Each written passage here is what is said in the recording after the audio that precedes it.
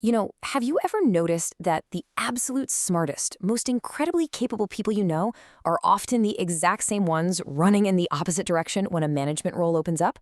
Seriously, maybe you're one of them. You're sitting there totally crushing it at your craft, and everyone around you is just wondering, why don't they just step up and be the boss? Well, let's dive right into this explainer and decode the hidden psychology behind the reluctant leader. We're going to uncover why actively avoiding that management track isn't a character flaw, and it's definitely not a sign of fear. Actually, it's a massive indicator of profound cognitive strength.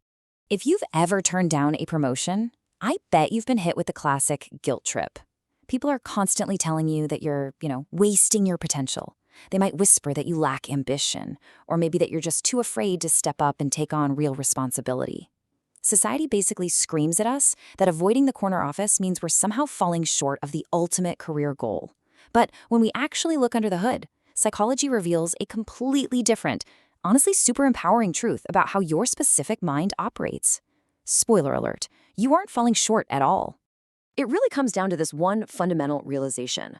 You don't want to manage, you want to master. Actively refusing to lead is not a sign of laziness, and it is definitely not a lack of drive. Instead, it points to a highly intelligent, intensely self-aware mind making a very calculated choice. The crucial point here is that you're prioritizing deep execution and personal peace over the exhausting and, let's face it, often thankless emotional burden of managing other people. It's a deliberate shift. You're moving away from seeking authority over others to seeking absolute authority over your own skills. To really wrap our heads around this, let's start with what an intensely observant, specialized brain genuinely craves. Think of your mind kind of like a high-performance sports car engine. That kind of engine doesn't just take regular unleaded gas, right? It requires high-octane fuel to run properly. And for you, that fuel is continuous processing and complex problem-solving. Specialized thinkers possess a really rare level of cognitive complexity. Your brain just isn't wired to skim the surface of things. It naturally wants to dive headfirst right into the deep end, feeding on dense information and significant challenges that genuinely stimulate those advanced neural pathways. Just think about where your brain actually gets its dopamine hits. That rush of deep satisfaction? Yeah, it doesn't come from enforcing company policies or sitting in endless, boring strategy meetings. It comes from an intense focus on complex topics. It comes from getting into that deep creative processing mode to reach true reflection and profound insight. Your mind thrives on building things from scratch and designing intricate systems, untangling a chaotic web of data and finding that one elegant solution hidden inside.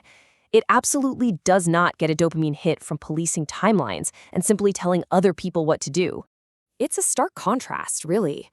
On one side, when you're mastering your craft, you're deeply engaged in creative work, tackling complex problems, and really pushing the boundaries of your expertise. But conversely, the second you become the boss, your daily reality completely shifts. You're suddenly yanked right out of that fulfilling deep processing to become, a taskmaster. Instead of solving the absolute hardest problems in your field, you're stuck managing tasks and solving other people's surface-level interpersonal issues.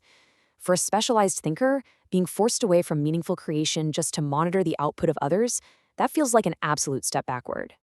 And beyond the daily tasks and that frustrating shift away from deep work, we have to talk about the unseen side of management. What about the job requirements that are literally never listed in the HR manual? There is this massive, unspoken emotional toll to being in charge. And for an intensely observant individual, this hidden emotional weight is actually one of the primary reasons for stepping away from the leadership track entirely.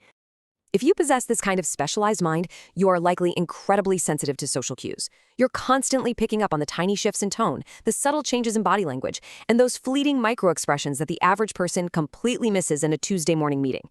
Now, while this hyper-awareness is an incredible superpower in a lot of areas of life, it creates a really unique and significant vulnerability when you're suddenly put in charge of a team.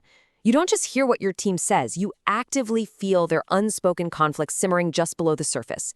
Because of that intense high awareness, leading a team means you aren't just handing out assignments.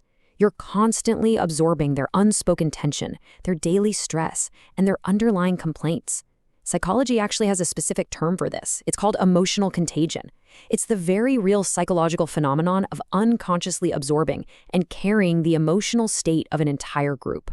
Your nervous system intuitively avoids the leadership role because it knows deep down that managing that collective emotional state is going to completely drain your highly valuable cognitive bandwidth. And there's a really predictable, frankly dangerous path to how this emotional contagion breaks you down over time. It starts innocently enough, right? Just absorbing the team's generalized stress and complaints. But then, almost before you know it, you're acting as the constant emotional support system for everyone's professional crises. You're carrying others' emotional weight entirely on your own shoulders. And step 4? That inevitably leads to severe emotional burnout and total mental exhaustion. When you say no to leadership, you're actually recognizing this dangerous progression and stopping it dead in its tracks before it even starts. Because you see this burnout coming from a mile away, you actively reject it to preserve your sanity. Which brings us to a really fascinating paradigm shift regarding how you view true success, especially when compared to conventional, societal definitions. Highly intelligent individuals often just do not align with standard corporate milestones. And honestly, it all fundamentally comes down to where you source your validation: internal versus external. Look, most people desperately chase the conventional markers of success. They operate on a frequency that intensely craves external validation. They absolutely need that fancy title, the big corner office, and the public applause just to feel secure in their careers. But your mind, it operates on a totally different frequency. You don't need a massive team of employees underneath you to know your own worth. You rely almost entirely on internal validation. For you, true success is found in the pursuit of truth, the creation of meaning, and the rigorous maintenance of your own personal peace. It really boils down to this profound realization. While others chase comfort, status, or validation, you are chasing truth and meaning. You want to uncover real insights and master complex skills in your actual work. To you, standard career paths and the endless, almost theatrical politics of authority, they just feel incredibly restrictive. You flat out refuse to play a meaningless role in some corporate play just to fit into someone else's idea of a successful career ladder. No way. So all of these factors, the need for deep processing, the active avoidance of emotional contagion, and that heavy reliance on internal validation, they all ultimately point to one core craving of the specialized mind: the power of absolute autonomy. Above all else, brilliant people who refuse to lead have an incredibly strong need for it. You aren't just looking for a flexible schedule. You want the uncompromising freedom for flawless, independent execution without having to run every single idea by a committee. Now, this fierce autonomy is essentially a double-edged sword. On one hand, you deeply value your own personal responsibility. You absolutely need the space to form your own conclusions and do your own independent thinking. But conversely, because you naturally push back against arbitrary rules and completely hate being micromanaged yourself, you have absolutely zero desire to spend your days policing other people. The idea of basically forcing adults to do their jobs feels entirely unnatural to someone who just wants to be trusted to do great work independently. So instead of exhausting yourself climbing a corporate ladder, you effectively build a fortress around your energy. You ruthlessly protect your mental peace from office drama.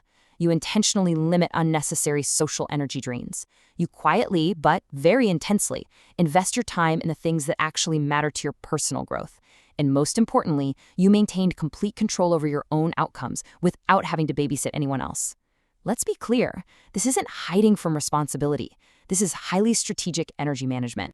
So the next time someone tries to guilt you into a promotion or questions your ambition just because you don't want to be the director, I want you to remember this. You are not wasting your potential. You are definitely not lacking ambition.